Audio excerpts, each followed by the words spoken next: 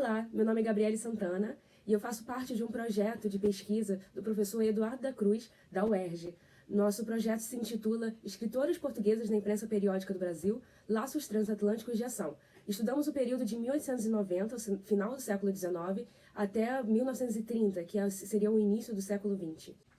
A minha parte específica com o projeto foi com o jornal A Época, que é um jornal carioca que durou de 1912 até 1919. Então fizemos todo o trabalho de analisar cada edição, catalogar tudo que nós encontramos em uma planilha para poder voltar depois e analisar os textos, também analisando todo o contexto social da época, tudo o que estava acontecendo no momento e de que forma isso influenciava na publicação de mulheres da imprensa.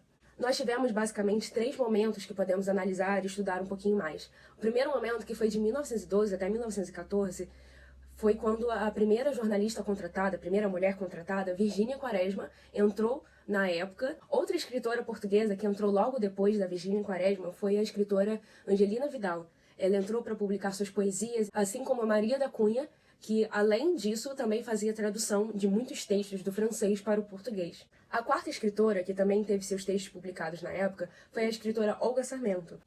A partir de 1914, nós temos uma queda na participação feminina do jornal. Nós acreditamos que isso tenha sido por causa da morte do diretor e também por causa do início da Guerra Mundial. As reportagens mais frequentes nesse período, a partir de 1914, eram justamente sobre a Guerra Mundial. Então, todas as colunas culturais que tinham no jornal acabaram e quase não vemos nenhuma publicação feminina nesse período de 1914 até 1916. Em 1916, outras escritoras começam a publicar no jornal e isso volta a crescer a participação feminina no periódico A Época. Uma escritora notável nesse período, que entra também e começa a publicar no jornal A Época, é a escritora Emília da Souza Costa, que assume a coluna Crônicas de Lisboa. O jornal A Época, desde o início, se propôs a ser um jornal moderno e revolucionário. Isso de fato aconteceu. Eles deram muita oportunidade para algumas mulheres escreverem sobre críticas sociais, críticas políticas. Essa rede de sociabilidade que se criou entre essas mulheres que publicavam nesse jornal, que publicavam em outros jornais cariocas, brasileiros, jornais de língua portuguesa, essa rede de sociabilidade entre essas escritoras foi muito importante para que elas tivessem voz, para que elas tivessem oportunidade de escrever o que elas realmente queriam. E isso é importante também para o futuro da literatura e para o futuro da imprensa periódica no Brasil. Nós vamos analisar alguns dados de qual foi a variação do início do jornal até o final. No início do jornal, nós vemos uma quantidade muito maior de publicações femininas.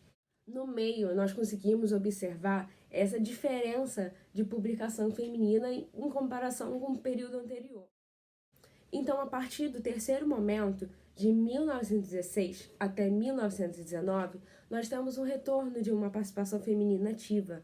Nós temos escritoras que voltam a publicar seus textos, que voltam a ter voz no jornal à época. E agora nós temos o gráfico das 5 principais escritoras portuguesas. A primeira, Virgínia Quaresma, foi a primeira mulher repórter em língua portuguesa. Ela foi responsável pela entrada da Maria da Cunha, que dirigia a parte cultural do periódico até 1914, e a entrada da Angelina Vidal, que era correspondente de Lisboa. A Olga Sarmento era também correspondente de outro país, da França. E a Emília de Souza Costa escrevia para o periódico ao lado de seu marido, Souza Costa. Muitas matérias também da Virgínia Quaresma não eram assinadas, pois ela escrevia ao lado dos homens. Agradeço a oportunidade de participar desse evento e deixo meu abraço. Muito obrigada.